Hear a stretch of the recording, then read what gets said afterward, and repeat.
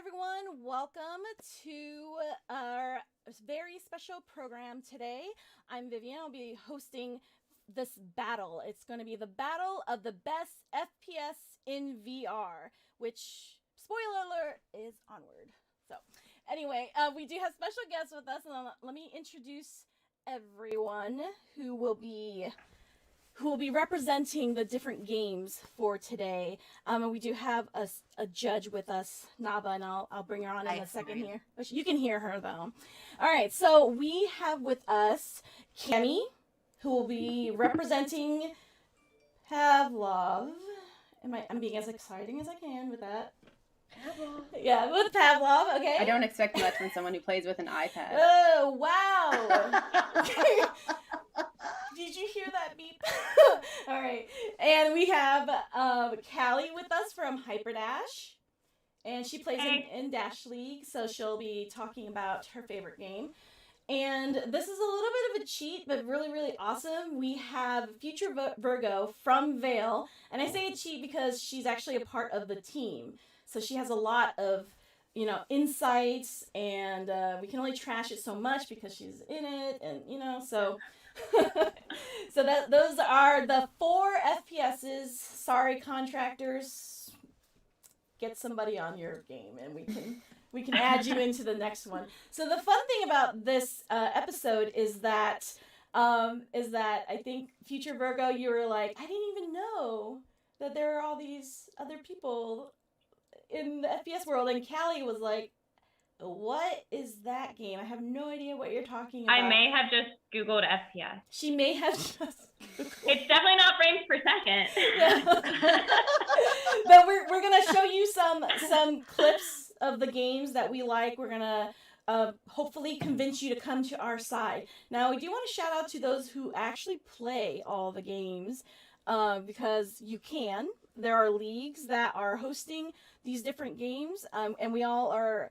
a part of it in some way, and I still think we're all Colettos here, so let's be nice. I'm going to introduce Navah here, though. So hi, Navah. Hi, how are you? She's super pro because you could see her. She's our bottom fragger today. Her jersey.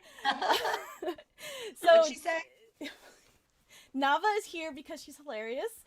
And because she doesn't compete in any of the games, she tried maybe some of them, and she appreciates that we exist, and she supports us. She hasn't tried Hyperdash. Yeah, she oh, there you go. So we figured she would be the best judge, because she's coming in as neutral as she could possibly be.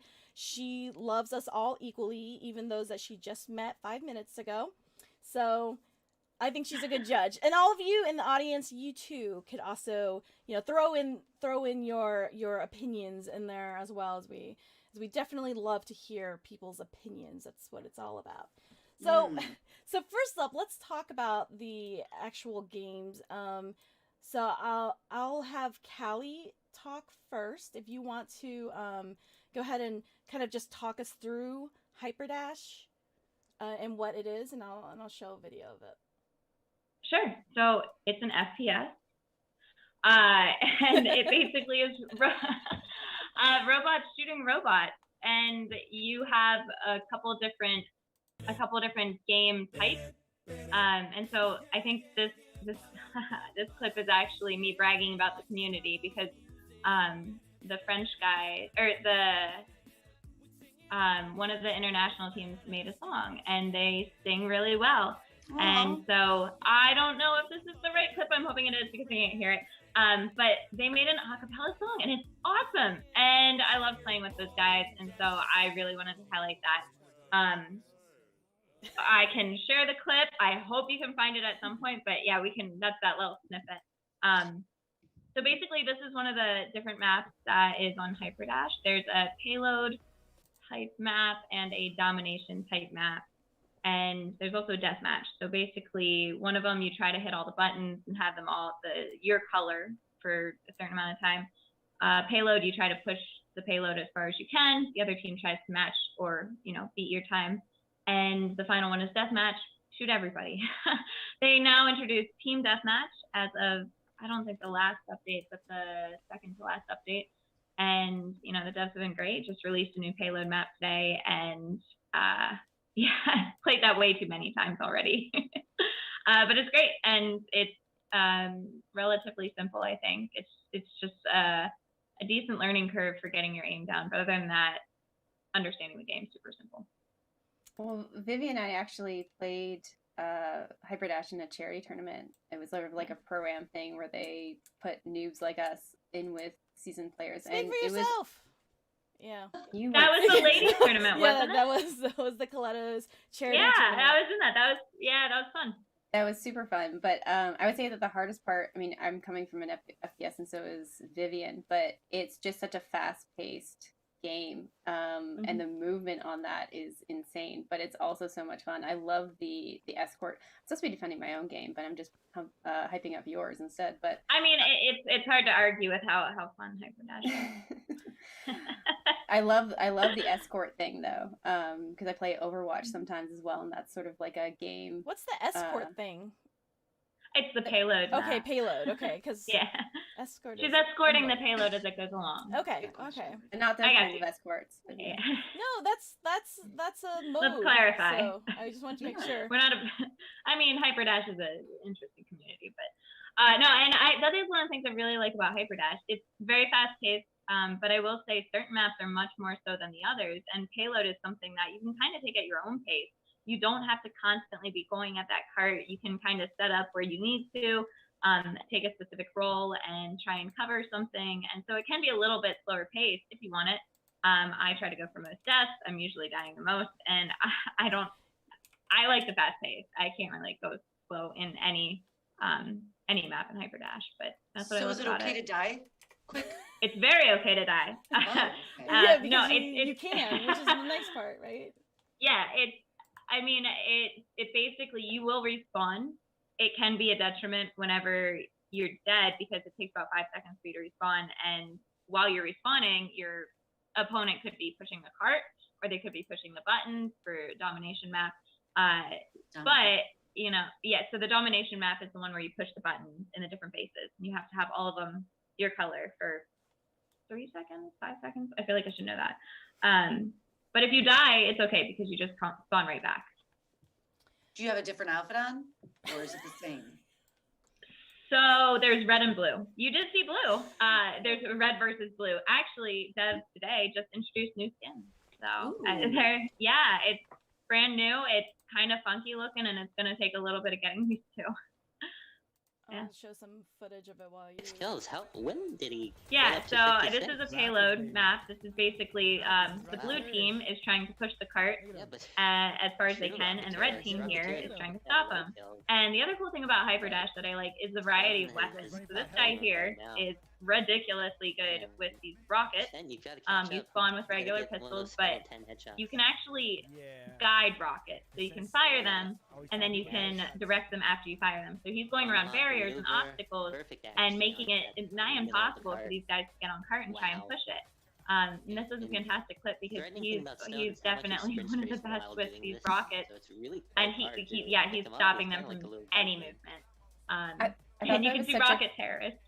I thought that was such a cool mechanic that they implemented, is that rocket mechanic where you fire the rocket and then you move your controller to guide the rocket as it's flying through the air. It's just a nice, it's nice when people use things that you can do in VR that you can't do in traditional games. It's like a control thing too. I like that. It's like you're in control of where it goes. That's for control. It's not easy though. I mean, he made that look easy, but it's definitely not easy, and it takes a lot of practice. But if you can get good with it, it's such an important role for payload maps, and every team wants to have at least one Rocketeer. I mean, if you look at some of the higher level teams like D and Arc, the majority of those guys are all very well versed with rockets, and any one of them can pick them up and be incredibly deadly.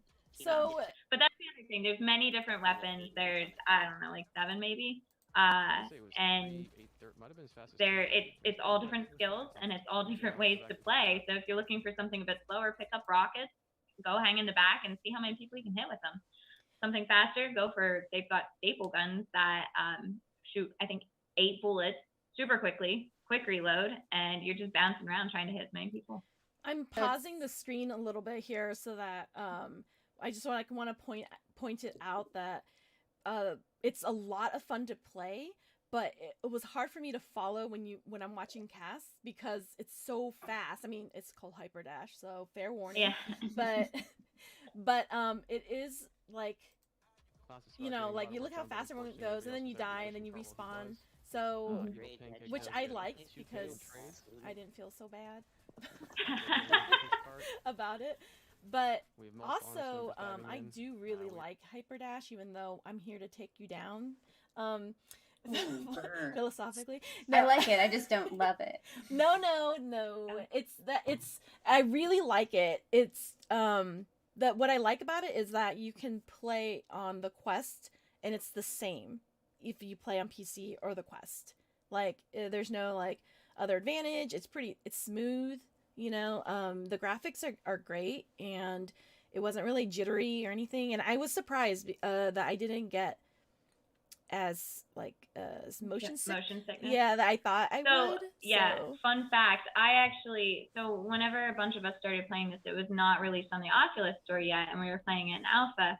I randomly got the Quest at some point, and I have no idea still how I found this because I'm not big into video games. And I found Hyperdash and I tried it and I hated it. I got sick. I got stupid motion sickness, and I don't get motion sickness for basically anything. So I put it down, didn't touch it again for another month or so. Picked it up again, realized there was a multiplayer function. So that was basically on me for not realizing how awesome the game was. Tried it again, hopped in with some people, got a tiny bit motion sick, but loved the people. The first one I hopped in with, I still enjoy playing with him. Irish accent. I think he was singing something stupid at the time. We started singing Rocket Man together. I was sold. How did that song go? Yeah, it was great. And so after that, I think the third time motion sickness was gone, and I'm super happy I picked it up again and tried it out again. And you know, I was saying before we started this, the community really is what made me stay around. And the people I started playing with, I joined a team with them. I got introduced to the league, got introduced to clans, which I thought were specifically a Hyperdash thing, and my friend kind of laughed at me for that. But the community is just awesome, and I've made some really good friends that I expect to have for life through a video game. Never thought that would happen. Oh, that's great. That's so Love that. cute. Okay, this is too cute. Stop. So I know you can't argue with Hyperdash now, right? No, I win. we'll get there. We just want to introduce the game here because some people, Navah hasn't heard of it, but she will. All right, let's talk about Vail because people have heard about Onward and Pavlov. It's been around for a long time. Hyperdash came in the scene not too long ago, but they've been around enough for people to get good and destroy you, supposedly. But Vail is new and still alpha, beta, not totally out yet, right? Pre-alpha. Pre-alpha. Oh, wow. Ooh. All right. That's how I like my men. Okay, so let's turn it over to Future Virgo. I'm going to play the trailer so people can kind of see it as you kind of explain the game or whatever else you want to enlighten us with. But this one, because we haven't all played this one, so feel free to school us on how an FPS should be done. Sure. Yeah, so is the sound playing right now or it's not? Yeah, for everyone else. Mm-hmm. Oh, for everyone else. Okay, cool. Then I won't talk too much, but No, there's no talking right now. It's just okay. You want everyone to experience it. I get it. They like posting somebody up on this corner. yeah. Branding 101. Alright, I don't see anybody here. Oh, around the corner. Nice. I see the green in there. Very nice. Yeah, I like the colors. Drew, I don't see anybody yet. I'm looking. Alright, I'm going. Yeah, nobody here. So Post sad. up. Somebody down long? I got it. Nice, he's down. Wait, what color sequence do I go in? Yellow to pink. Whoa, that's What are those? whoa, that's What cool. just happened? She's gonna tell us. I Tell think. you about it. Well, I like the I'm colors. excited. Right? It feels like arcane vibe. Like, you know, just very meticulous with the style. There's one on short. I'd love to know who the designer was. Oh. Oh. You gotta wait for them to try to. Easy. Right? If they were smart, they would try to pin you down and then defuse at the same time. It looks smooth. Nice. Holy cow, you killed it. Wow. Yeah, so Vail. That is That- really cool looking. Yeah, so should I just introduce myself a bit first? and Yeah, then go talk ahead. about it? Yeah, let's. Cool. So I'm Future Virgo. I'm the Chief Creative Officer at Vail. So I'm working directly on the whole visual aesthetic and art direction of the game. And what you just saw was our gameplay trailer, which basically shows our S&D game mode, which we call Artifact. So instead of having a bomb, you're actually going in as either colonist or Rayab. Colonists are the attackers, which are going to scan these artifacts. And basically, colonists are like this group that live in like low Earth or orbit, and they fly down. And the Rayabs are living back on Earth, and they're there defending the artifacts. So basically, the whole match is them fighting to either defend or steal the artifact. It's this, But- right? Yeah. So there's a little puzzle there that you do. So it's just a little different than like the typical S&D, but still the same sort of gameplay where you have There's one on short. 5 on a team against another 5, and yeah, So 5v5, the colonist, and what's who? Rayab, Ra- colonist and Rayab. Rayab. Yeah, Okay. so I'm actually in our community. It's very divided. People either choose one or the other, and I'm Rayab. I just have to put that out there. So which one is attacking? The colonists. Okay, and how long are the rounds? The rounds, they are about 2 minutes, 30 seconds. So it's pretty fast paced. It's pretty tactical. All the guns you actually like for reloading, you have to actually cock the gun and all that. So it's very like, it's takes some skill to get used to, but it's Annie, a lot where of you fun. at? Yeah. Wait, I have a question. Did you choose the color of the gun, pistols, and the whole vibe from the emoji gun?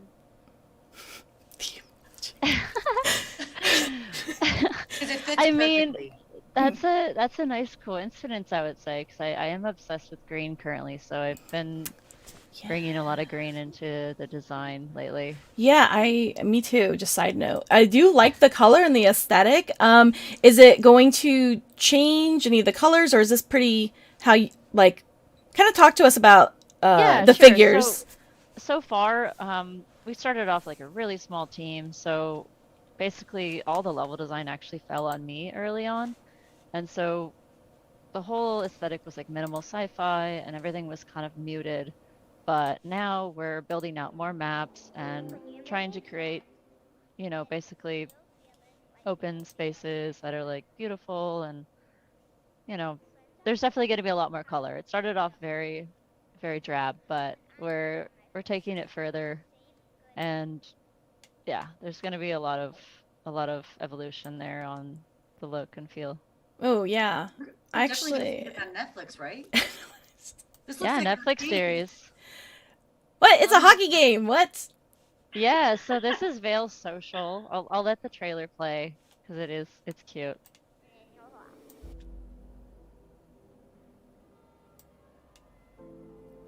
Yeah, so basically Vail Social, as much as we're super obsessed with competitive and all of that, and that's like the core like thing that we're developing, but we found that so many people, like when they play these games, you're playing with your friends, you're meeting people, and it's such a great space to like hang out, and I don't know, it's just VR is just it's amazing. Like, I mean, I've met so many great friends in games over the years, but even just in VR, like the level of connection, it just feels deeper sometimes just because you're present with them in the space.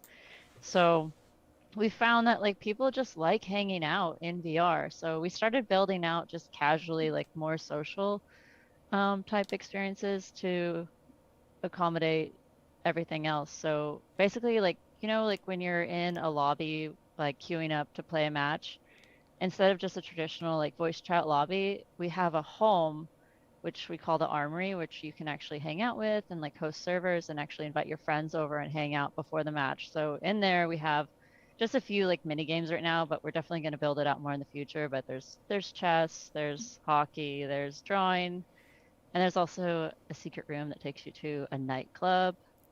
And That's such a great idea, because there's a lot of times where we're playing competitively and, we're sort of done with maybe playing the game for the night, but we still want to hang out, and it's always, let's go to VR chat or something like that. So it's it's a really good way to keep people within the game because they're already there because they want to hang out with people that they're with. So Okay. Yeah, that's the idea. Just, like having a space that's for everyone. So Okay, Navah is like in love with you. I can see her. Like, I had to go to this camera. In love right Yeah. now. I mean, first of all, I just want to say the V and the A ups. I mean, that's brilliant, because then that could just be the logo at some point. That is, I mean, just mind blown. Okay, the color with the pistol, the emoji pistol, so it's great for Discord, right? And then 3, the you set up all of it around community and your best friends reality away. When Callie was just saying she's met some of her best friends, and I know that Cami and VR Chazin has also met some of their best friends, and I really think that this team right here needs to happen on Vail right now. let's do The it. Colettos, right? So, okay, so look at Navah. She's I don't know who's she gonna pick. So, there's a lot of pressure. Even bother going on. I don't know. I feel like, okay, we have these awesome people here because I haven't tried Vail, but the minute I saw it, the first person I heard it from was Thunder Pilot from Global Chem, and he's the very first esport person I met. I interviewed him on the show a couple years ago. He's a super cool guy, and he talked about Vail on Twitter and was like, "This is awesome." And I said, "Is it going to be like a good?" Onward, like, replacement, because at that time, like, the quest had just come out and everyone was like all like going crazy over it, so we'll get to that. But he said that he loved it, and he rave reviews, so I watched the cast of it, and I knew the people who were a part of that community who were like going into it and really enjoying it and just speaking really highly of it. I just haven't played it. And I can't believe it. We're gonna get all of you keys. Sorry, I wasn't invited to the cool club or something. So, but so yeah, I'm excited to see how that pans out. But okay, we're not done yet. Let's get to, I don't know, is it Pavlov? Okay, so here's a little bit of history. Okay, first of all, we're Colettos here, so we have a lot of infighting, and it's mostly about like, arguing about whose type of, guy to like is better and whose FPS choice is better, and normal stuff. And You want me to bring up the coincidence that you like basic bitches and you play Onward? Is that wow. Shots fired, but I'm gonna accept it. I have a little bit of a shield, but it's okay. I'm not totally wounded. So Pavlov, okay, I've played Pavlov and Hyperdash, okay? It's not that I don't like Pavlov, it's that I hate it. No, I'm kidding. It's so bloody is the only thing. And I can't, too squeamish, I can't handle the guns very well. It feels like there's a lot more that I would have to remember, like picking up a weapon. Well, anyway, you know what? Why don't you tell us about Pavlov here? By the way, I can't wait to hear about this, because I've known Cami for many, many years. I think, a full year, 2 years now. 3 and years. We did the show together at the Hive, and she always talked about Pavlov, but I've never heard anything else from anyone else about Pavlov. So finally, tell us about Pavlov. Tell you about Pavlov. Pavlov. Your background. Yeah, I know. She's a marketer, Wow. so You There's know. just no hope for the rest of us. All right, we get it, Navah. Bottom fragger. Well, here, tell Um, us a little bit about how, like, I know this is a clip that you wanted to talk about, but tell us how the game plays. Like, what's the deal with it here?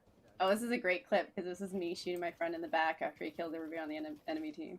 Okay. This is a great She's example. telling of us skill things level. about us. So.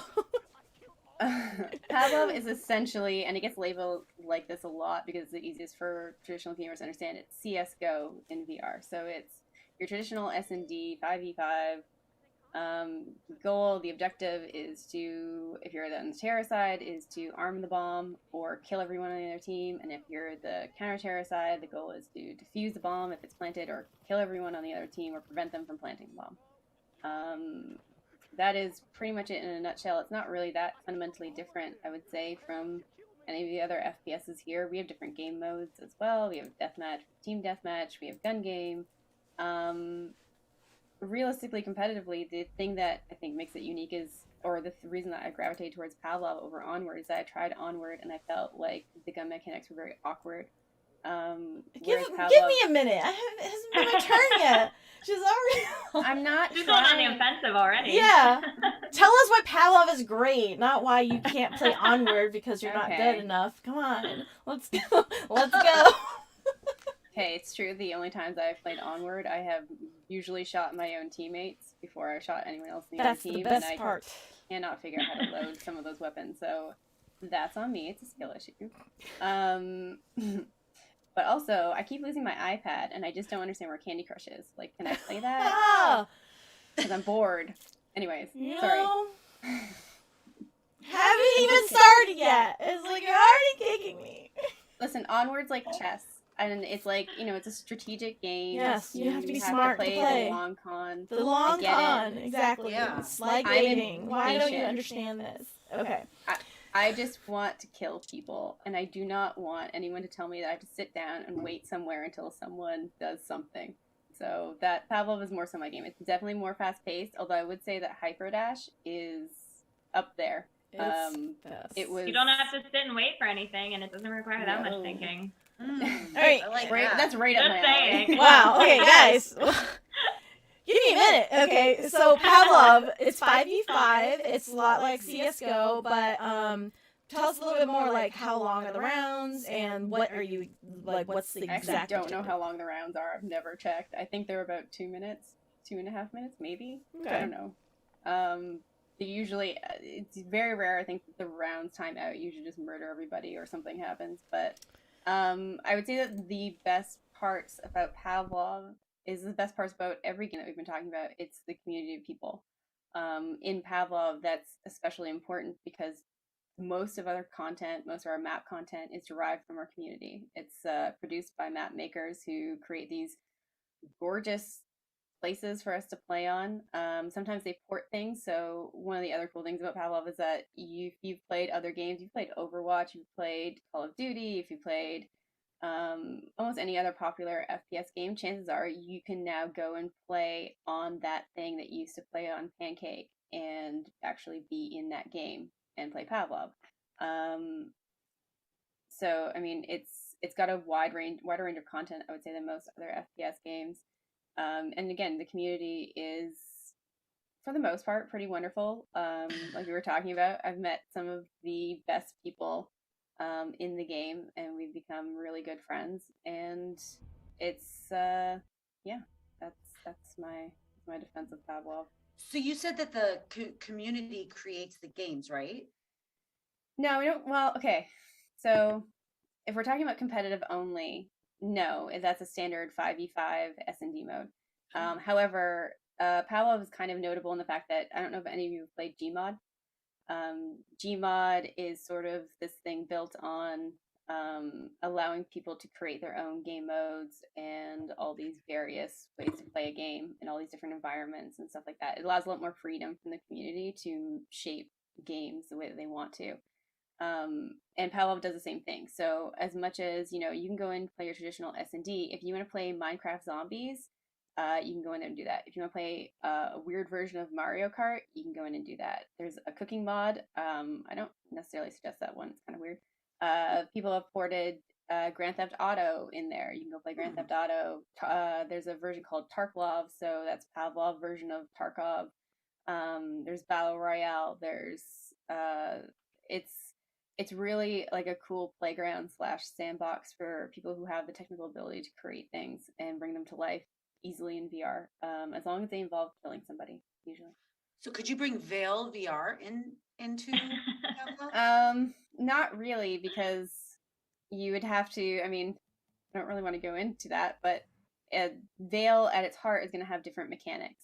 Okay. In the way that the guns are handled and stuff like that. So like, you get some freedom, but not ultimate freedom. It's not a complete sandbox. With Pavlov, you have a set range of weapons, and the devs basically choose what they will and will not allow you to use within that. And that is, as much as I'm supposed to be defending Pavlov, I will say that that is sort of a cautionary tale within it, especially playing competitively, is that especially when games are in that sort of beginning stage, the devs have a lot of power and a lot of control to screw with the way the game is played and what the meta is.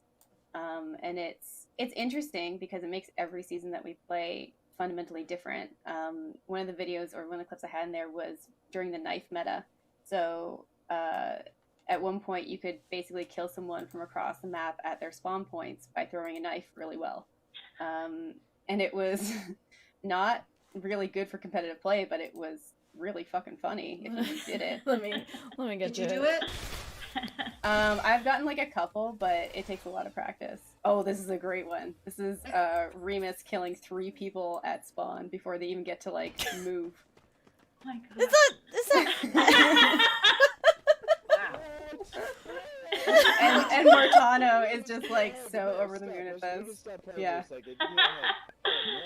How Someone long does have you something been playing, Cammy? like a couple years now. I think 3, 4, maybe. Actually, no, maybe 5 years. I don't know. Wow. Too long. Are there a lot of girls that play on Pavlov? That's hilarious. Is there a lot of girls? There's not a lot of girls that play competitively. I think there's like maybe 5 or 6. I had 2 other girls on my team at one point. They have both since left for the season due to other commitments or wanting to do something else. So I would say that it's definitely not in any way a good ratio if you want a 1-to-1, but there are girls that play it, yeah. Yeah, and there's also a lot of like community, like, how do I say, like community organized matches and discords. Is like, it's not just like one league that you have to play in. It's not a Pavlov league. There's multiple ways to play, right? Yeah, actually, shout out to Matt H. He's created this really cool thing called a 5v5 bot. So again, one of the problems in Pavlov is because it's so diverse and there's so many different game modes, is you oftentimes have a hard time finding enough people to play the particular type of game that you're trying to play. Especially for competitive players, we really only want to play S&D. So he's created this really cool bot where you can basically go and say, hey, I want to play a game. You get into queue, and then it just pings you when there's 10 people in lobby, and you get to go play a match. So if you are interested in something like that, or interested in playing competitively in Pavlov, that's a great place to start also. I'll what do you think, Navah? I'm thinking about when you were throwing the knife. Do you ever throw your controller? She's getting real technical. That's why you put the straps on for safety. Oh, she said she puts the straps on. Okay. Gosh, you know, where's your microphone? Stay distracted. Yeah, where's that space dildo? So cute. Isn't it so? It just like. wait, why does this say old people? Oh, friendly fire versus old people. Is this a team here, or you're just showing highlights? I mean, this is an example of the casting tools. So, Hyperdash, great casting tools, by the way. You guys nailed it. We've had, oh my gosh, the amount of work some of these people have put in, it blows my mind, because I didn't get into casting until, I don't know, mid-year this year-ish. And seeing how much work it is, how much time it is, and I'm coming in when people have already built these tools. It blew my mind that people have done this. And there's one guy in particular, I know there's like a couple of them who are They've come up with tools to like position the robots in certain ways so that you can like have a cool picture of the robot for promos and stuff like that. Yeah. There's somebody who's basically come up with a tool to I forget exactly what it's called, but you can basically grab data from Hyperdash as you're going and input that into an app to be able to cast basically as you want. I mean, right here you see the names at the top and at the bottom and all that stuff. I like the mini map. Yeah, the mini map. And they're coming up with even cooler ways to do that too. But generally, if you ever watch Hyperdash, like in game, all the names are at the top. So this top and bottom thing, that's not there. This thing up at the top right, that's not there. So this is work that people have put in. And this guy Dre, he's a fantastic caster. He's put a hell of a lot of work. Oh, he's really energetic. I've seen his like his show and his cast. He's Yeah, very energetic. Yeah, he's quite a character. Yeah. But yeah, it still blows my mind, and I've tried casting and I enjoy it, and I love commentating, but without putting in months, years, and who knows how long, I would not be as good as these guys and produce what they have produced. So another good thing about the community, another plus for Hyperdash.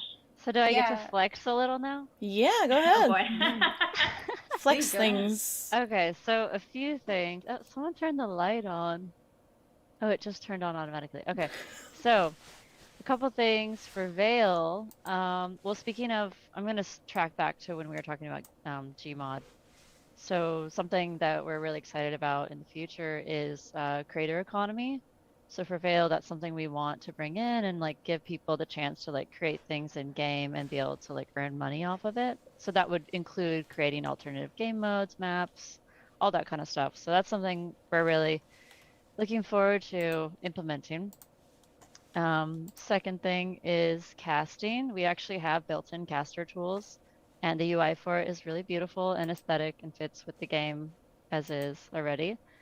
And also, we have a partnership with Live. I don't know if any of you are familiar with Live. It's the Indeed we VR are. streaming software. So we have that already implemented in the game, and it's awesome. And we're going to keep working with them and building it out. And yeah, I'm excited about it. Yeah. What's up? You should cast. Who? You Maybe, have a full look maybe. Of the guy even behind you. You know? Navah literally says that to everybody. I mean, she's maybe always like, do occasionally. stuff. You should do things, and she's always encouraging. It's very really supportive. obnoxious. Oh, I'm sorry. How dare Yeah, you be encouraging? yeah. Well, I'm doing stuff. I'm working on the game. Yeah. No, it's great. I think that what I really like though is like hearing from Vail like how you guys are really focused on making sure that you right out the gate are a game that's like competitive. You know, like Yeah. for casting and for tournaments, for competitive play. I mean, that's really that's really great. Another big thing, and I can't go into too much detail, but we are working with a very big company that does ranking system. So that's going to be all built out at launch, and you'll be able Hot to or like, not. level up, have hot. you know your titles and ranks and all that, and be able to be matched with players that are at your same level, all of that kind of stuff. Oh, I'm sorry. I just saw myself in the lobby by myself. Like, oh, You're so good. everyone's I'll be too there with you good. because I'm really bad at the game, so I'll be there with you. Don't worry. Well, I'm excited to play But it. I feel like you're probably all better at VR than I am. So Oh, well, okay. I just run around and shoot, and like sometimes I hit, but Well, you are doing a lot more, I guess, because you are creating it. So. You're also I'm good at mini golf in VR. Mini golf. Oh yeah, walkabout golf. Brag about that. Yeah. Yes, I love those guys. Hi. Right? We're gonna do a tournament there too. Wait, hold on. Okay, So should we just give up on our FPS streams and just go form a yeah. team? No, because we haven't done Onward. How dare? Okay, so let's do some Onward here. Ooh, let's do some Onward. Vivian in the house. I mean, is it fair? We didn't. So this, okay, now to be fair, this is an old trailer because I was busy lining up everyone else's clip. So this is an old one, but it looks really pretty, so I'm just gonna play it. It's the one I could get my hands on right now. You're in someone's backyard. Front yard. Yeah, that's mine. Right. Okay, Fire! Knife kill! Yeah, there you go. And it really feels like they're gonna shoot you. Oh, there's an iPad. I thought you were joking about that. No. She's just never used it before, so. I'm an Android person. I'm with you there.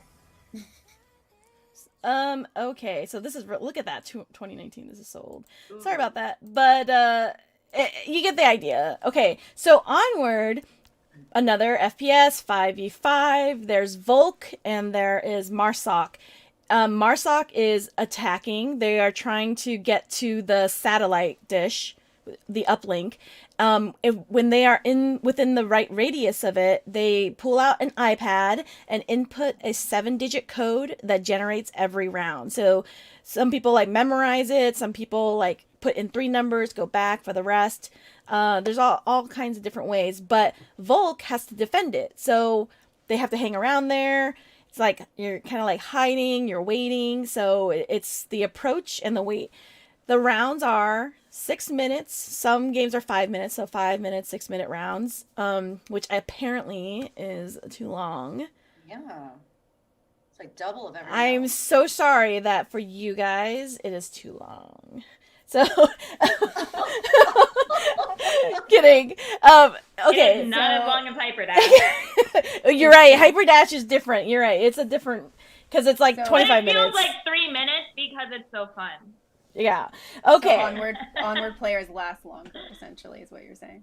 Kind of. The European teams, they set up, or this is like a stereotype. It's not really true, but like there's EU and NA, and it's always like said that like, NA teams like will rush, and they'll like, and the round can last 30 seconds or a minute. It's not necessarily the full, 6 minutes. But some teams, they're really methodical. They take like 5 minutes to set everyone in position on the map. And then that last minute, they all attack. So I like it because it is very strategic, like down to the second strategic. And that's what I like. I really like it. It's really intense. There's no this surprises people who don't usually play VR. There's no like name tags. You don't know who you're who you're playing with. Basically, you have to like over time kind of learn people's voices, how tall they are, their loadouts, and that's kind of how you identify people. But there's no other way. You can't do like third-party comms where you can talk to each other even when you're down. It's like as real simulation as it can be. So if you're talking to your team, that means the enemy can hear you. So you work on things like your nonverbal skills, and so it requires that and tactics and the timing of it. So I really like that pace. And again, it doesn't have to, there's some plays where, it's like, I design plays. I love doing that. And they are like 30 seconds or 1 minute, or they're mostly rushed plays so that the objective is to get to the satellite, where you get 2 points if you input the code, or you get 1 point if you eliminate the other team. So any play that I make is usually how to send the uplink is like the goal. And I should state that I don't come from a background of playing FPS games like on Pancake or anything. Like I'm really comfortable at board games and Candy Crush, so that's kind of like my style. But Onward was really cool because it like allowed me to kind of like approach it differently. And it's funny because I'll say like, I don't want to play a scary game, and they're like, you play Onward, and I'm like, oh, it's different. It's like a different feeling. I see some people in the chat here who play all of them. So if you guys want to go ahead and give your, some people are already talking about the different versions, and I played the old version. I should state that the newer version is different. I think I have some clips on it. It looks different because it now plays on the Quest. So here's some clips that just came out from VRML, the Master League here. So here, like, you see there's smoke, and this guy right here, he's he got his tablet out and he's putting in the code on the other side of the enemy and he put it in really fast. So you see there's still 4 minutes left. Wow. And it's great because you kind of think like, oh, well, you can totally catch people. No, because you're spending time trying to like, distract them. You're relying on your teams to do one thing on one side while you sneak up for, and put in the code. So see, it can go fast. It can be exciting. Methinks. Do you remember any really good plays when you were playing, like something that you're like, wow, okay? Yes. Do that next Oh time. my gosh. I wish I had the clip up. Unfortunately, I don't. It's such a good play. Let me think here. So, like I said, it's proximity. So you can hear anything around you. So your enemy can hear you coming, and you can hear them. So if somebody sneezes or shuffles a little bit. So I would say one of my favorite plays, it was so pro, is that there's 3 people up defending the objective and one last player on attack, which is harder because you have to, be on the approach. So he sneaks up and he kind of glances and sees one of them around the corner. So he doesn't put away his tablet because it makes a clicking sound, so you would know. Instead, he puts the tablet down, pulls out a knife, knifes the guy, and then puts in the code, which is fantastic because the other people, it's intense. You've got just a few seconds left, and you're like, okay, we're almost there, but you don't hear your teammate go down because it was a silent kill. So that's stuff like that where it was such a pro move, for him to do that. Because there's some plays where you get lucky, which is what a lot of players will say, like, oh, I just got lucky there. But there, he, strategically thought, like, okay, I can't put this away. They'll hear it. I'm going to knife him instead. Because, like, when you're in the moment, you could just try and rush around the corner and just do a shootout, So it takes a lot of control to approach and, see what your best option is, like in chess, like I like to say. So for this game, and I guess the other two as well, if you die, are you dead? You're dead. You're dead. That's why I like okay. Hyperdash. So, that's why I was a little surprised when you asked, is it bad to die? So I'm like, well, you just spawn again. I don't know. So that's interesting. Another plus for Hyperdash, I guess. But yeah, I guess because they are longer maps, it makes more sense. Well, I think it makes sense too in Hyperdash because it's such a fast-paced game that if you didn't respawn, the rounds would be over in like 25 seconds, and that's sort of like how Rec Room is, right? Rec Room. Yes, it's exactly. Laser tag. Yes, there is. Then they have the quest, the actual quest, not the headset quest. But I want to show this funny clip, and I love this team, so I'm not in any way like trying to make fun of them. They actually gave me, let me see. I'm sorry. Let me find this. Here we go. This clip. Where, if it would play. No, it's not playing. So I assume FPS means front person shooting. First person shooter. Front person. Front person. I like front person, so I'm gonna go with that. Front person. Wait, okay, so I don't feel as bad now that I had to Google it. Yeah. No, yeah. Yeah, front person. So it's first person shooter, right? Yeah. No. Yeah. What? So maybe you can change it to front running. Yeah. Here we go. So here's this clip. He's putting it in, but you see he's shaking so bad in real life because he's so nervous. He's trying to put in the code, and he's just like from his point of view. So you can only see this like from their point of view. Because like in the cast, we were casting this like, come on, like put in the code. He was there for like a whole minute just trying, and you see it's so stressful. And he's okay. So he didn't put it in. He and someone his other teammate was there. He put in.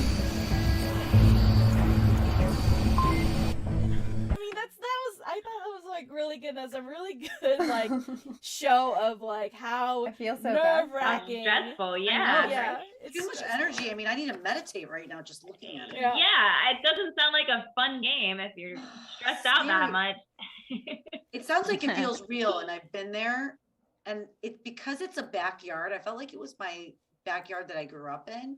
And then someone came behind me and killed me. I almost died. I almost, literally in real life, almost died because when I played it that one time, and I said, Vivian, you're crazy. I can't believe you can play this. And strategy was always something you always talked. It was something you always talked about. And it's almost like all these gamers are playing these games purely for strategy and community. So it should just be called strategy community fun. I like shooting people. The Yeah. strategy kind of comes second.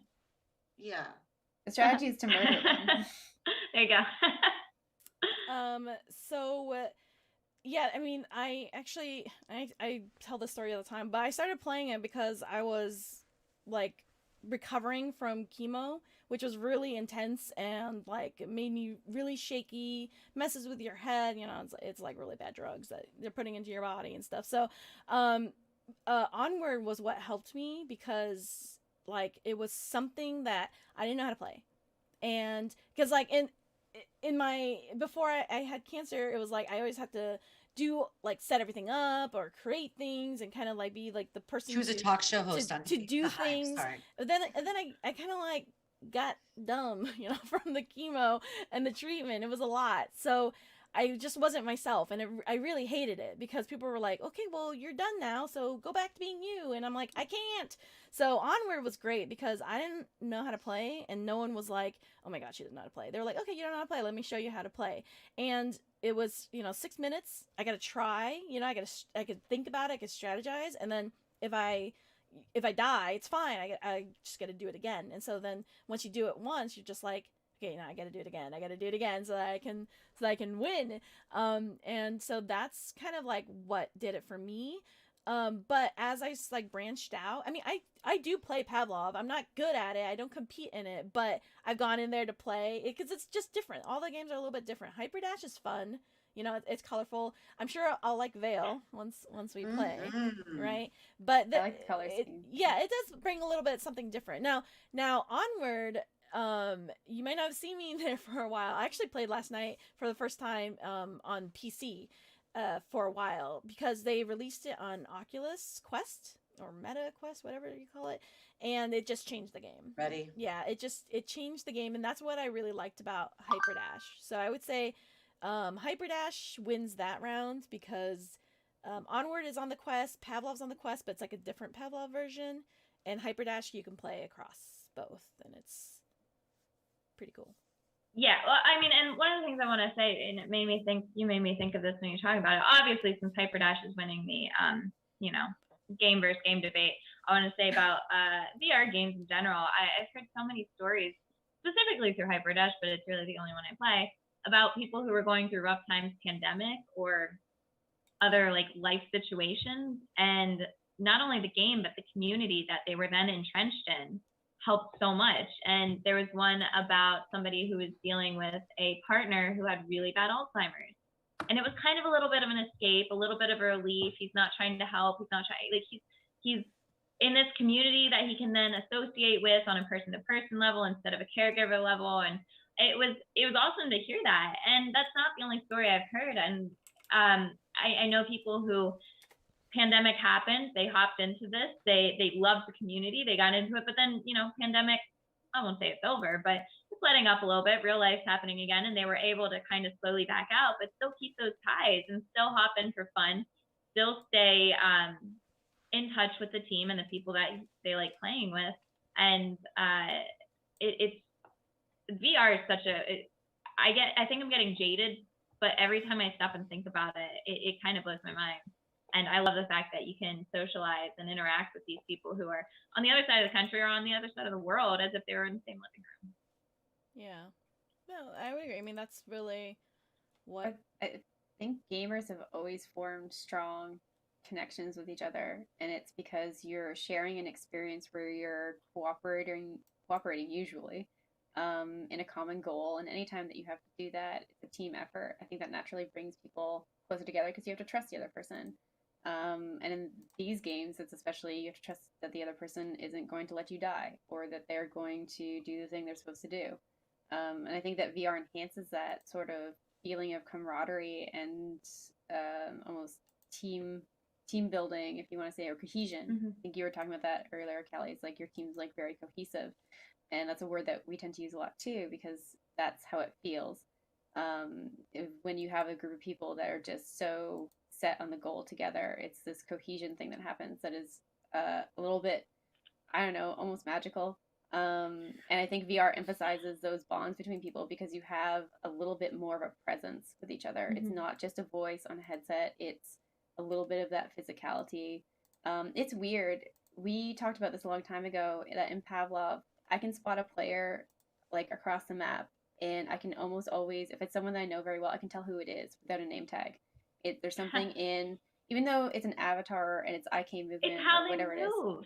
it is. Yeah. There's little things that It's they so do that's given weird. away in VR, and you're just like, I know who that is. It's and I'm from gonna shoot across the them. map. It's Yeah. it's kind of fun, yeah. And then, I mean, yeah, it's weird to think about that. And there was at some point, it's a little creepy, and it creeped me out whenever I first started. They're like, yeah, I can tell you're probably about this tall, you're probably about this big, and you're probably about this old. I'm like, this is weird. But it is. It's because you're a little more present. You're a little more, not quite physical, but like, you're interacting a little bit more than you would, through a keyboard and a mouse. That's a really good point. I love that. I love this conversation. Yeah, can we get back to fighting each other? Yeah, I was gonna say this is not a fight anymore. I love the whole body movement, because you never think about that, right? Yeah. Like when It's you're in so Onward, weird. Vivian, do you ever think about that? What?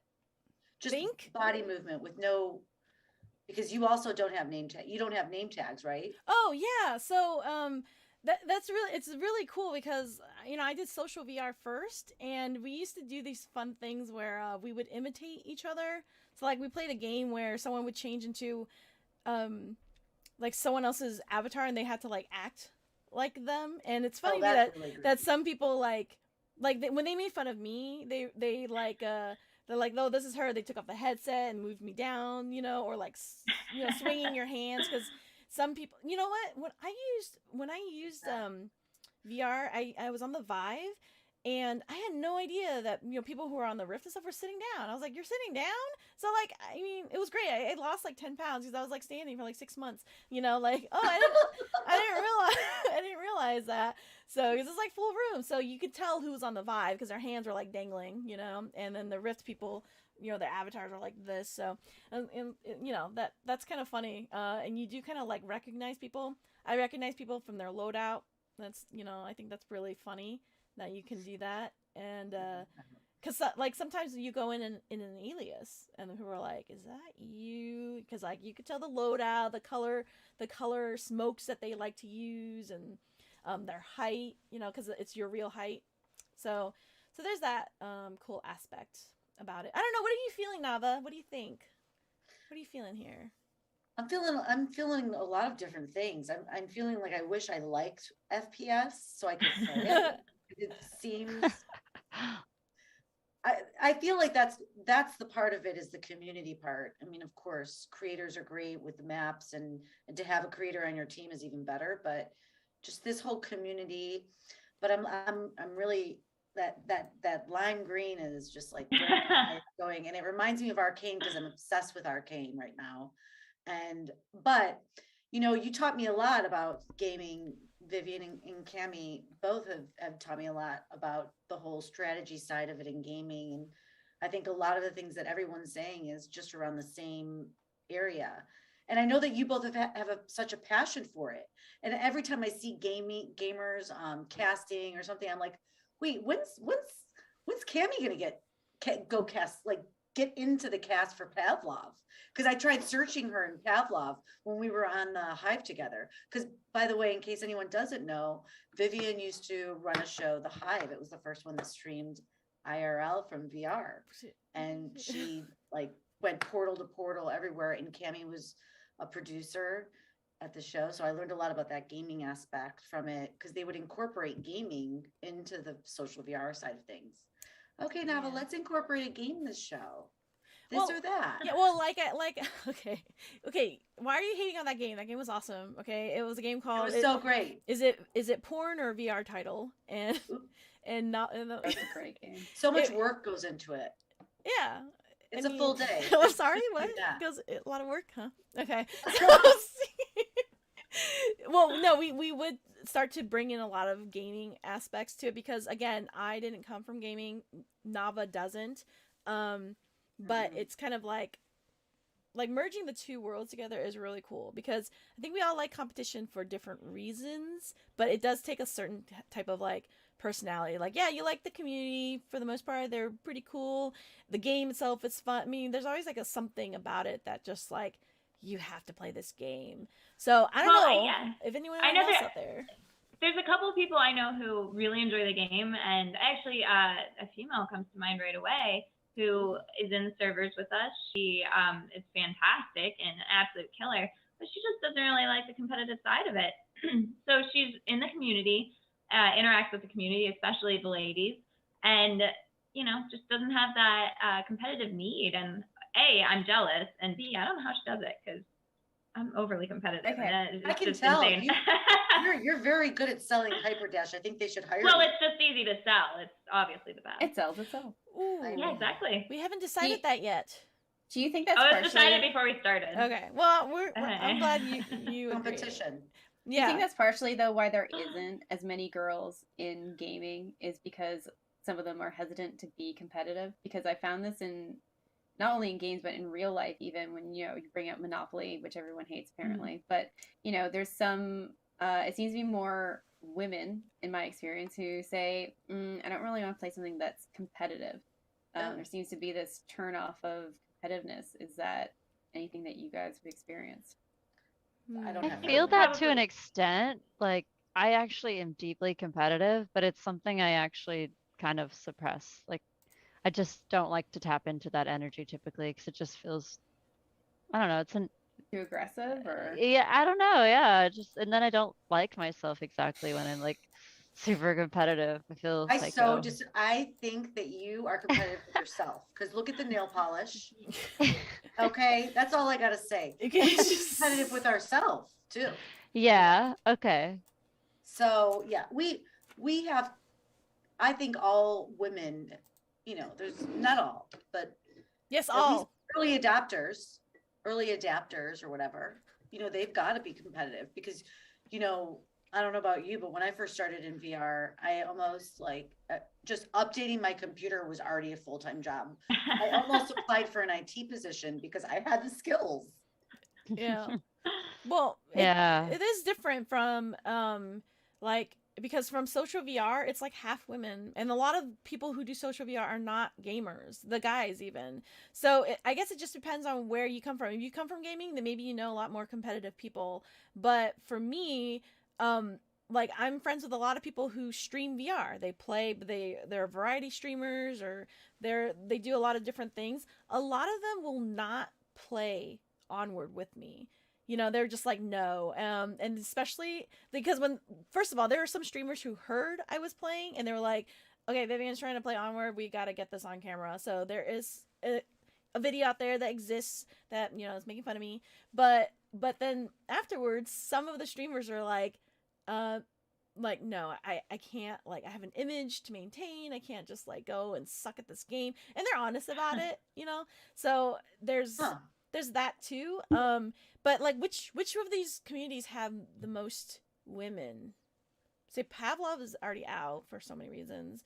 Hyperdash has the ladies who dash. There's a lot. There's also a lot of ladies who we have not snagged yet into ladies that dash, just because more and more join, and I'll hop in a random public server and hear a lady's voice, or see a lady's name or something, and start chatting with them, and another cool girl, try and drag her into the ladies that dash, and it just keeps growing. It really does. And it's cool group, yeah. Not toxic. And the women that I've met, I mean, yes, they're younger, and yes, they are a little bit more mature, but they're kids. But some of the women that I've met, I really enjoy talking with, not on Hyperdash topics, but life topics.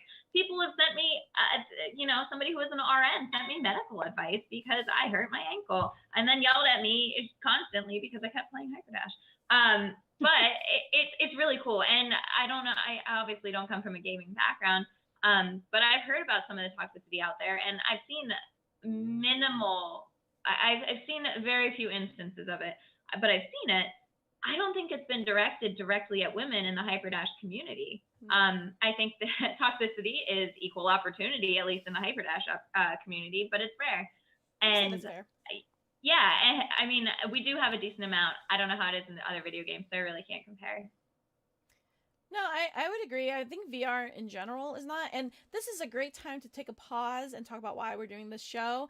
Next week is XR Safety Week, and that's going to be hosted by XR Safety Initiative, which I am an advisor for. And we will be talking about a lot of different issues, but basically, XRSI works on frameworks for organizations and governments and companies who are bringing more digital presence to make sure that we are maintaining security, or make sure like we are handling people's data ethically, that their children are protected because anyone can just go online. There's a lot of predators.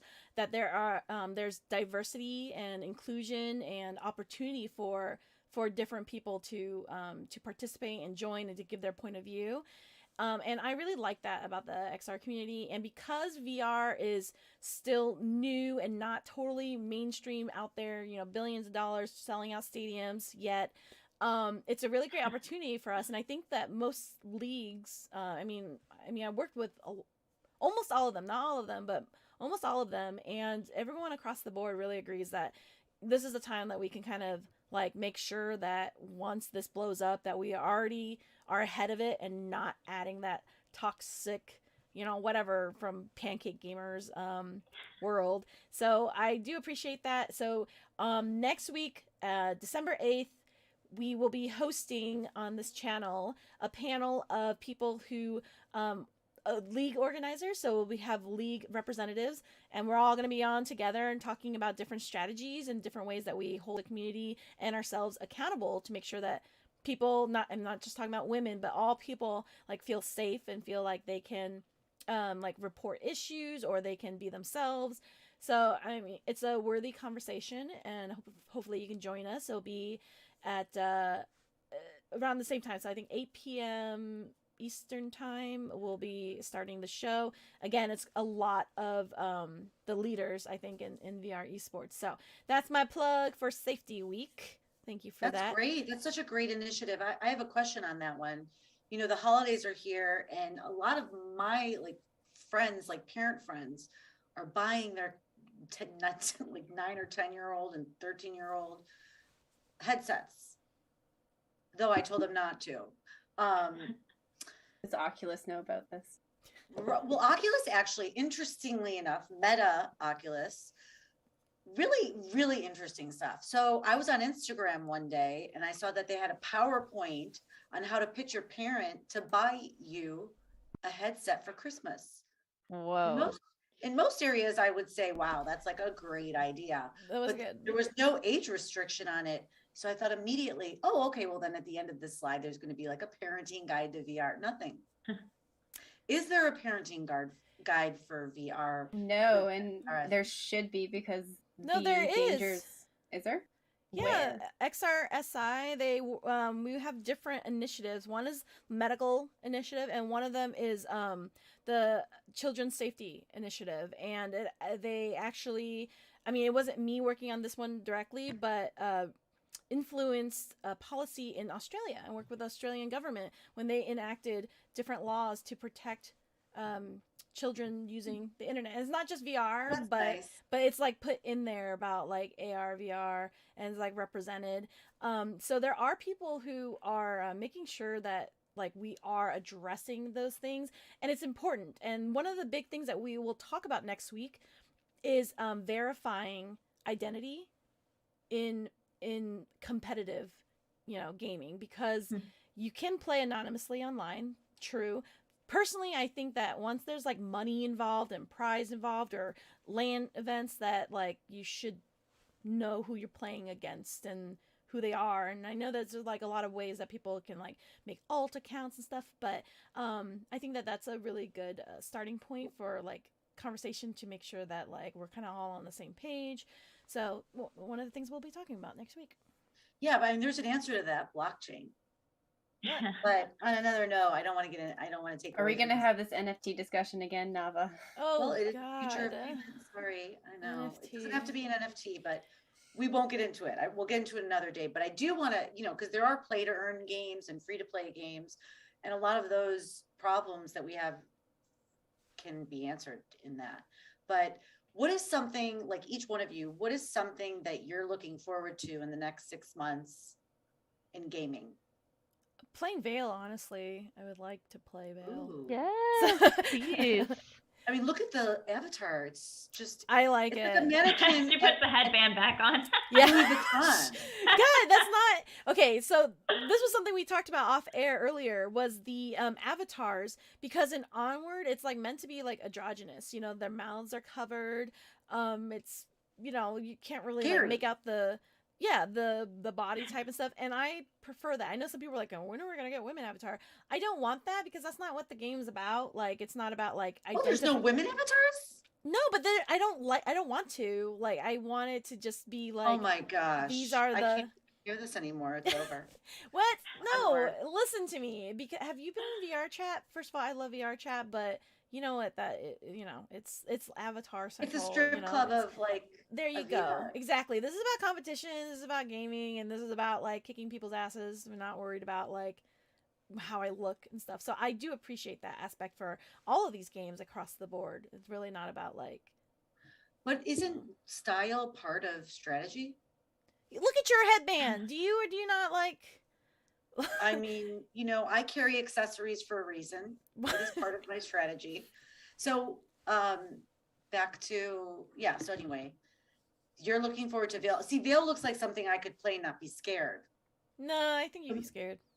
Well, I'm gonna try it now that you said that. Let's do it. Let's go on. Okay. I'm gonna try that. Let's all play. I want to play Look with at how all of pretty you. and silky it is. Yeah, let's do it. Cammy's got to be on my team. Sorry, I'll be on your team.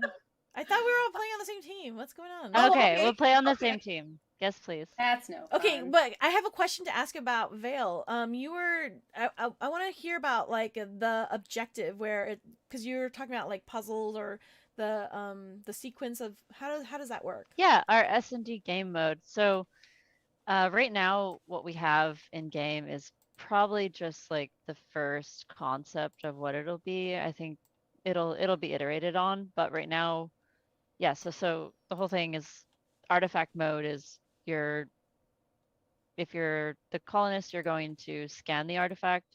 So scanning the artifact includes using the artifact scanner, which is this little device that projects like this hologram that basically essentially is like collecting the data of the artifact. What you see there in this video is actually placeholder art for the artifact. Like in the future, the artifacts will probably be, I mean, who knows? We're still concepting that, but for now it's this pillar monolith. I gotcha. But beautiful. Yeah. All right. Yeah. So I like the colors on there too. It's so for me it matters that it's not too bloody. I know Pavlov is really bloody, and people are like, "There's you can turn off gore," but I don't think you can. We're not that into that, honestly. Like, I mean, yeah, the game is meant to be realistic, but it kind of has been a creative aesthetic decision to not have a lot of gore. I think there's like just like a few little decals that shoot out, but it's very light. And yeah, Onward has ketchup packets, is what I called. Like, oh, you hit my ketchup. Yeah, I don't think we'll ever do anything like too gory. Well, except for like there's some other game modes that we're probably gonna have that might be a little more violent with one of our partner collaborators that we're working with now. Yeah, it should be green blood. I feel like I'm gonna sound a psychopath here, but I enjoy the gore. Well, I think it's really cool that when you shoot somebody in the chest, that their cavity explodes and you get to see their rib bones and everything. I think it's nice sometimes when you accidentally shoot your teammates in the head that you see that like they actually did have a brain, they just weren't using it. Wow, this is my best friend, everyone. So and she just went to town. No, that's fair enough. I mean, again, that's like it's your choice. People who play FPS already, they're used to that. So I'm just saying, like, part of the reason why I kind of stopped with Pavlov was that it's not like as big of a deal to me anymore. because again, it always comes down to like the actual gameplay itself. But I do appreciate that of the other games, that it's not, trying to see if we have a brain, because do we? Speaking of, We know it's not there anyway. Yeah, right. Yeah. Tammy, what are you looking forward to in 6 months? Like, what is something you? So I play about 3 video games, and one of them is Walkabout Mini Golf. Another one is Demeo. I don't know if anybody plays that, but You weren't talking about it. Someone else was talking about that. Go on. it's great. I mean, obviously it can't compete with Hyperdash, and Hyperdash is the overall winner here. But Demeo is kind of a little like board game dungeon crawl. Okay. It's co-op, which I like because I can not get too competitive. And it's 4 people max, and you basically just, you have a deck of cards in your hand, you pull a card, you put it on your character does whatever action, kills the monster, grabs the key, makes your way through the dungeon. And there's a new map, anyway, the new map coming out mid-December, so that's what I'm looking forward to. But I mean, Hyperdash just released a new map, so I was looking forward to that. Yeah, so Is Hyperdash paying you? They should be. Yeah. Attention, Hyperdash. You have a brand ambassador. Use her and pay her. Creators. Yeah, okay. You need to say that a little bit other places too, and get the I will, word out I there. promise. What's your Twitter handle? I'll make sure. Oh my gosh, she is. I am not on Twitter. So Okay, Callie, on there, you're about to girl. get on Twitter because Navah will make you. Yeah, that's why she's here. I don't want to be on Twitter either, but I have to be. Otherwise, Navah comes to my house and drags me on Twitter. Yeah. I'm going. Okay, so actually, we did this. We haven't done this in Pavlov, but since I started the Collados, it's not just like FPS. People are Collados that play that one game that obviously does not compare to ours. What's it called? Echo or something like that. Like, Oh yeah, can we all agree that all of our games are better than Echo? yeah, well, and we have VR Rosie, and she's she's an artist, so the Oh wait, Collados what? yeah. Dear Rosie did a map in No. Onward? She's Oh. a Coletto. Her heel is a paintbrush. So but Wait, Coletto's what? yeah. She's a Coletto? Yes, you are too. Oh my God. So, but I did a Coletto. yeah, you are. But it really just became like, just trying to get more people to play who wouldn't normally play, because Yeah, you did do that. I would say the most badass person that I know that plays competitively is Edna Jordan from Onward. And she was like the first girl to play. Her husband played, so he kind of like dragged her in. She's so cool. Like, she's really, really good. She's funny and just like adorable. I love her. And she was actually supposed to be here, but she couldn't. So next week. But What yeah. about Nintendo? The girl that worked at Nintendo. Oh, Pink. Yeah, Pink too. Hi, Pink. She was so good. Yeah, so that's what it was. It was just like trying to drag people in. So I literally told Thunder Pilot, from Global Cam, I was like, "You talked about your sister before. Can we get her into play?" He's like, yeah, sure. We're trying to get her in." So they, got her set up. I brought her in. I met her. We talked for an hour, and I was like, "So do you want to compete?" And she's like, "Yeah." And so and Pink was a girlfriend of another caster, and I was like, "Could you get your girlfriend to play?" And he messaged me saying like, "Okay, don't tell her, but I got her own Rift set up so that she could play." So it was about like kind of like, it was a way to get people who wouldn't normally play to play.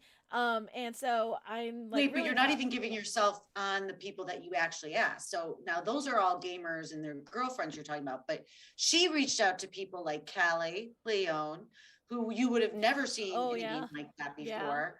Yeah. And you had people that were maybe marketers or storytellers coming into this shooting game. I was like, oh, are they paying you? Again, you are serious. She wants us all to get paid. Listen to her. Well, I mean, no, I don't mean it that way, but I mean, when you're promoting a game, you're getting people onboarded and doing all of the work, that's a job. It's a big job.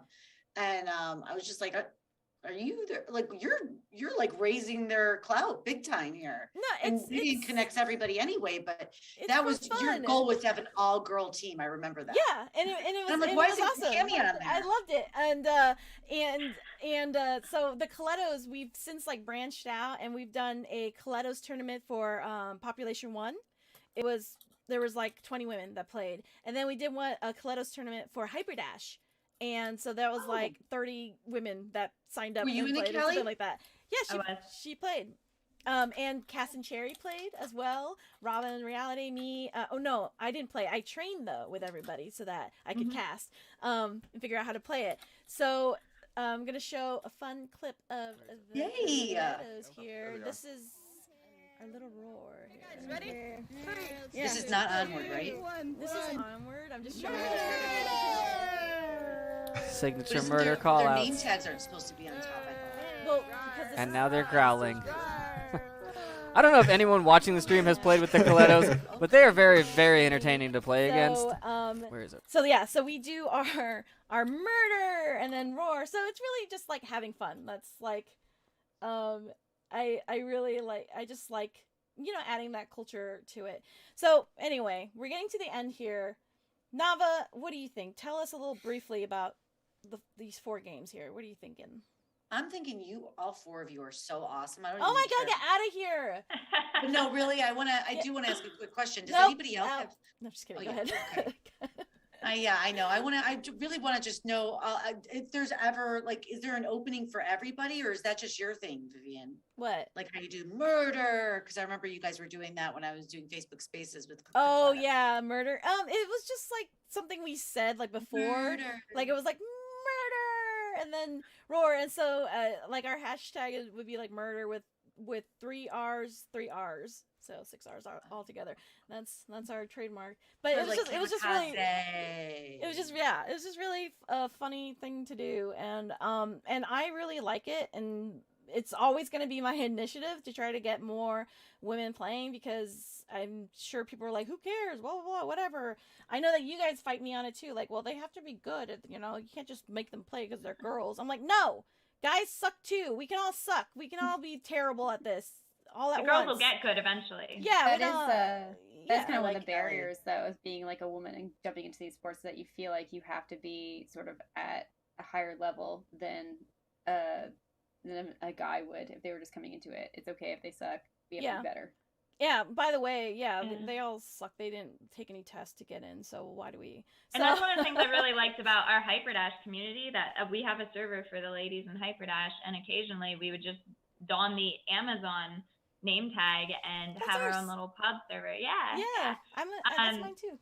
Yeah, and it's a lot of fun. But and I wanted to briefly say about dragging people into the community and dragging them into play without getting paid. It honestly it's self-beneficial, because the more the game grows, the more the league grows, the better the league does, and the more I get to play. Like I love the league, and I love the people who put the work into it to make it happen, and the more people who join, the bigger this thing can be, and kind of they get to see their baby just grow to what they want it to. I don't know. She loves I think Dash it's League. self-beneficial. I do, but I've also seen the people who built it. No, I've seen the people who built it, and I'm good friends with them, and I love the work and the effort they put into it, and I know how much they care about it, and I want to see it do well on their behalf. And Is my that how own, you because I felt too, enjoy it. Vivian, with Onward? what? The same way? Like before they got sold to. You want to know if I love? Yes, I do actually. I was talking to one of the devs. I was first of all, I messaged her and said like, oh, I was looking at Korean beauty products and totally thought of you, and because we were just laughing about that. And then I said, by the way, we're doing this episode, check it out. And she goes, oh yeah, destroy Pavlov, Onward so much better. So that was really her only objective, was to beat Pavlov. Which Do you want me to say the thing that I'm supposed to tell you? what? So Yellow Hat, who is a great caster. Yeah. I asked him for clips. Oh, okay. And he said, I said I had to defend Pavlov against Vail and Hyperdash and Onward, and he said, if you really want to rub it in, just say that 2 Pavlov teams made it to the finals of the Vail tournament, so we're clearly the best, better than Onward for sure. And if you really want to rub it in, say that one of the Pavlov teams beat the Onward team that was a 5-season champion in Vail, which was Globochem. Oh. So. Okay. I didn't say it. It was Yellow Hat. Yeah, So it's true. She was texting Yellow Hat. Okay. Yellow Hat. Can All you right. type But, this I real mean, quick so I that can say Vortex, right? Vortex played Vail, and I saw that. Congratulations. Yay. Yeah. You beat Globo, which is fine. Everyone wants to be Globo, so good. Fine, whatever. Someone had to. They've been winning every competition. Yeah, So that's their thing. one thing I have to say though from this that is really cool that I feel really inspired about is just now I really want to connect with more women in my community because we have a big community with Vail and You do. You guys get great attendance for your cast and support. It's really cool. yeah, but you know, it's not something that's like really happened yet, and I'd probably be the only person that would be You should have a be able to get it started. So I would love to. I would really love to. We should I mean, this is murder. You know what, Yeah. Cammy and Viv, you guys should cast one of their games in March for women in. Oh yeah. I love casting games. I really enjoyed Hyperdash. I mean, it was hard because I wanted to cast it because it was a Coletto's tournament, so we had to have a woman caster because, you know, represent. So I couldn't play, but I kind of was like, maybe Cammy wants to cast and she didn't really practice or something like that. But I ended up casting Hyperdash. Hyperdash was really fun, and that is one game that I do jump in. It's a little hard, but I really only like to play with the people I know because I don't know. It can be a bit of a learning curve, and yes, if you're getting absolutely mowed down by people who are better than you, it can be not so much fun. But even if you're I don't know. I got my butt whooped how many times when I hopped in. Okay, she's really good though. But okay, I didn't start out that way, and I got my butt whooped, and I learned, and I got better. But it's one of those things that now when I see people hop in as newbies, I want to be like, hey, you know, you can charge your pistols because that took me 3 months to learn. Nobody told me. That kind of thing. So you got to find the right people and that's why I always direct people to the Discord server because there are people there who will work with newbies. Yeah, there are people there who will absolutely blow through them, but there are people who will work with you, and it's because they have the same mindset. They want the community to grow. This is sort of what we've been talking about in VR for a long time, is that VR has actually a very much larger audience than it sometimes appears to have, because we are all sort of segregated into these small little niche markets where, you know, I was saying this to someone the other day, it's like when I meet someone in real life that plays VR, I'm like, oh, we're friends. But it would be super rare. If I met someone on the street and they're like, yeah, I play Pavlov VR, I would be like meeting a unicorn. Because it's just... wouldn't be your neighbor? Okay. Navah. We'll talk about this later. Sorry. Hating. But I agree that we need some way, or maybe we need to sort of break down or find some way to communicate within those communities and not stick so closely to them. Because I know Vivian, you were talking about this a while ago too, is that like it feels like, you know, you join the Discord for the game that you like, and then you join the Discord of the team that you like, and then you branch off and you form another Discord, and it's just more and more segmented. And you lose out on those connections, and especially when, you know, you don't have, let's say, a lot of women playing games, or, you know, you don't necessarily find your tribe when you're so isolated and segregated. And the game doesn't really matter as much as we're here to defend and, you know, put down Echo Arena or, I don't know, anybody else's game. The point is that there is room for all of the games, more than enough room. We can play all the games. But maybe as a community, we should also kind of be a bit closer together and not segregate just by which kind of gun shooter or FPS we like. Oh man! And I really appreciate you dragging everybody together for this. Yeah.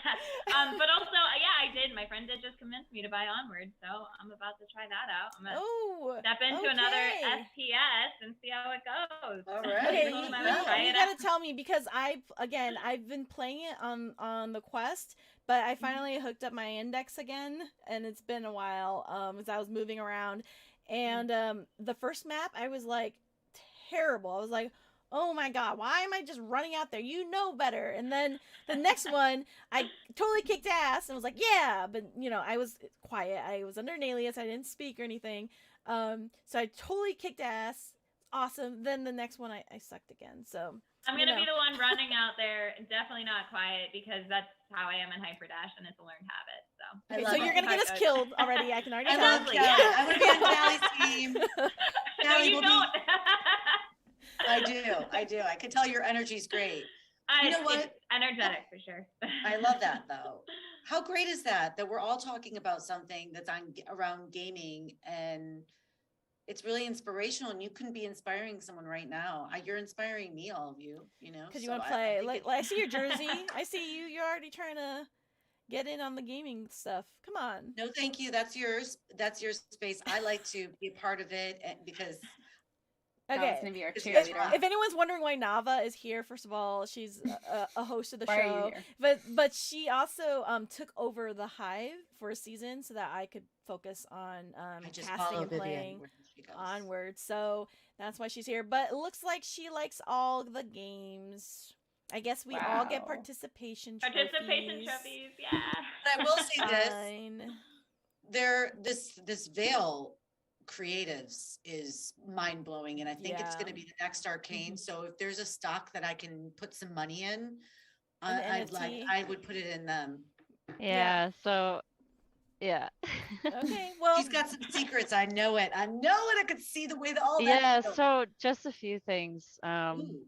to start. We're a small studio, and it started off just me and my partner, and then a few devs that we brought on that we could afford because we were basically just, you know, working our day jobs and trying to make this game at night in our free time.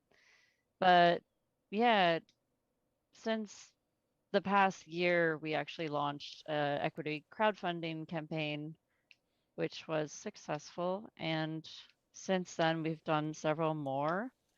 And after that, we had wanted to potentially bring on a VC, but it just so happened every VC we talked to just wanted to push us into a corner and give us awful terms and just try to control our company. And we didn't want to do that.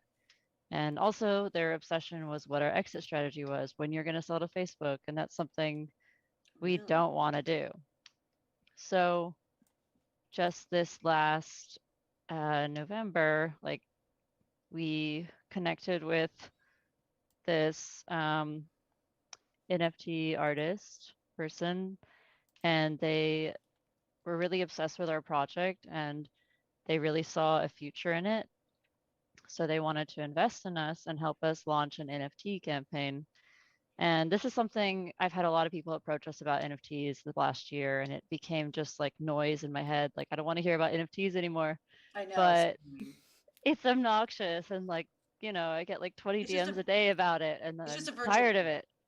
But anyway, for us, we saw this as a chance to actually, you know, do something that we could do, because essentially we already have a game that's working.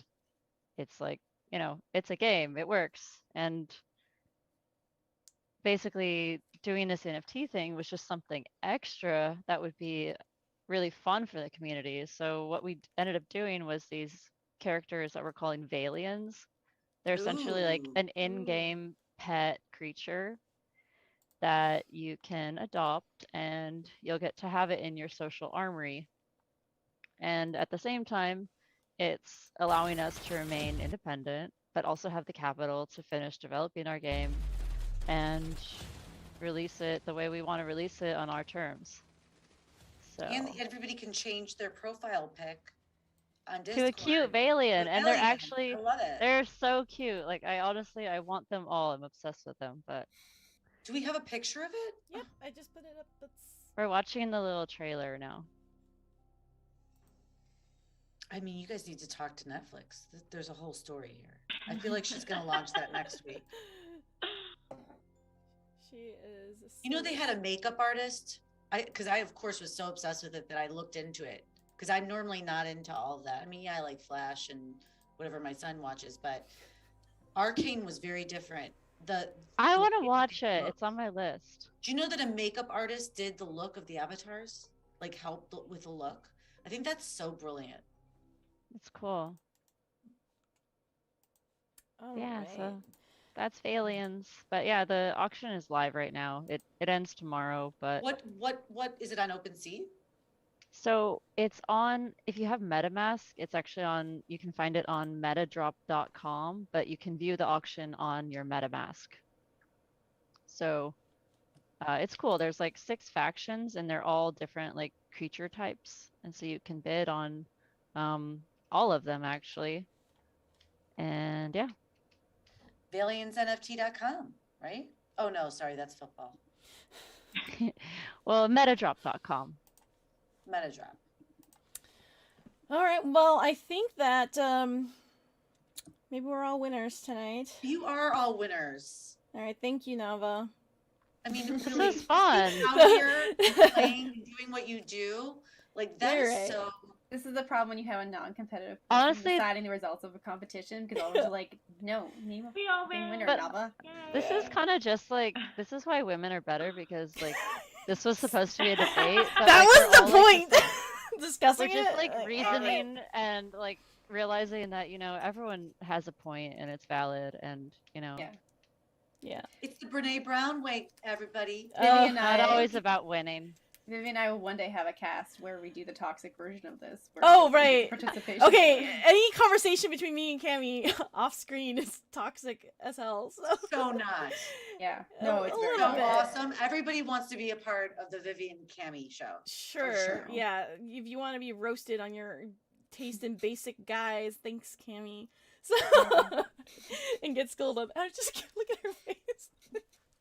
Okay, I'm totally kidding. All right, one last shout out for your title though. What do you want people to know about it? How can they join? About Vail? All of us. Yeah, let's do Vail Oh, first. cool. Yeah, of course. So, for Me? Vail, yeah. Yeah, well, join our Discord. It's discord.gg/VailVR. And join the upcoming Kaleidos tournament that's totally happening. When is it happening? Yeah, it's gonna happen. Yeah, Let's it's plan totally it. gonna happen. And Callie for Hyperdash. I do not know the Discord. I don't even know how to get to a point on Discord where you find the address for the. Oh wait, okay, somebody just sent it to you me. are Nava. Dashleague.games is the website. If you go there, you can find somebody to get in touch with them. Dashleague.gg, I think, right? Or games.games. I'm sorry. Dashleague.games, yes. And what you want to know about it is it's a fantastic community and there's not blood. So, yeah. No, it's a lot of fun. It's fast paced. You can go at your own speed. You can play however much you want, whatever competitively level you want. Okay. Well, there you go. And it's on Quest. Cammy? Okay. I'm gonna go non-competitive for this because I do like that we had a conversation or a really good debate where I feel like we all won.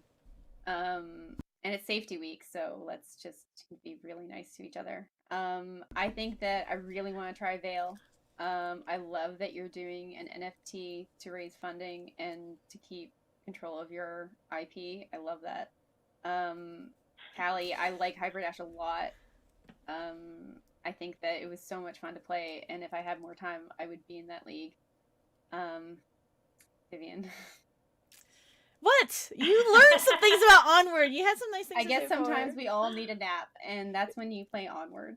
I mean, Sorry, yeah, couldn't do because it. you kept dying, so I can see that. It's true. It's true. I end up dying. I don't really end up alive for very long in Onward, so it's my own fault for not being good enough to play Onward. And in regards to Pavlov, I'm gonna just leave it on kind of a controversial note and just say free John Cletus. Okay. If you know, you know. All right. Well, I guess I got to close out for Onward. You can join Onward by playing in IVRL is a league that plays Onward, and VR Master League is a league that plays Onward. Or if you want to just join in and play on, there's crossplay on PC and Quest. Look me up and ask me to play, and you'll see that it's a good thing I play for fun, you know? So, but watch the cast. There's so many good games out there, and it is a really cool community. Do you want to say that we have, I think, I was looking at the league numbers. I think in VRML it has like over 1,000 Onward active players. And just side note, Echo has over 3,000 active players in that league. Insane. So, we got to take them down a notch. But try the games, and I really cannot recommend Hyperdash enough, just because it just plays so seamlessly across, and it's fun, and the community really just opened up and like took time to train us and showed us how, and it's really fun. So I'm gonna give a +1 for Hyperdash here, and I would say Vail because it looks cool, but I haven't tried it yet, but we will. So I'm excited for that. All right, well, thank you so much, and Navah, thanks for asking your questions and keeping us upbeat. I have like 70 more. And giving Vail some some that PR attention. I know you're gonna go tweet about it now. So I can't. I didn't know that it was this was Vail. Yeah, I didn't know. Sure. It's Bashir. It's meant to be. Yeah. And thank you to everyone in chat too. Oh yeah. We had quite a few commenters and supporters today. Thank you. Yes, thank you so much. Catch us next week, every Thursday night. Well, next week I think we're bringing on some friends to put them on the casting spot. So shout out to the Outcasters for that one. And then next Wednesday, December 8th, is going to be Safety Week. We're Dash League will actually be there as well. All of the leagues will be joining in on panels, and we're going to be talking about safety and everyone's like best interest in getting VR sports up into a stadium and at LAN events, and everyone's making a lot of money. You know how it goes. But thank you so much for joining us, ladies. Thank you so much for coming in, giving us your time. Wait. What? Can I say one last thing? Maybe, probably. Everybody needs to like this and subscribe to the channel. Oh, no. Because what Vivian and Cammy put the work in, you got to get that love. Don't be that friend that comes on and doesn't subscribe. So subscribe and then send to your family and tell them to subscribe too. Yeah. Just saying. Sorry. Thanks for the interruption. I totally lost my thought now. But I did see in the chat here more clips. Yeah, we did. You know what? People always do this afterwards where like we ask for clips and then afterwards they're like, you didn't show any clips. I'm like, you didn't give us any. So yes, we want to show more of the game. We do want to highlight each of the games individually. So look out for casts coming out from actually all of these games because we like them all. So so if you're interested, just keep shouting out and making sure that you remind us that you want to see us casting these games. You want to see the Colettos playing. You want to see us talking about it. Happy to promote all of them. So thank you everyone for joining. Navah, thanks for not judging but being here, and all for the audience for watching. The least judgmental judge. We'll see you next time, everybody. Thank you so much. Happy Hanukkah.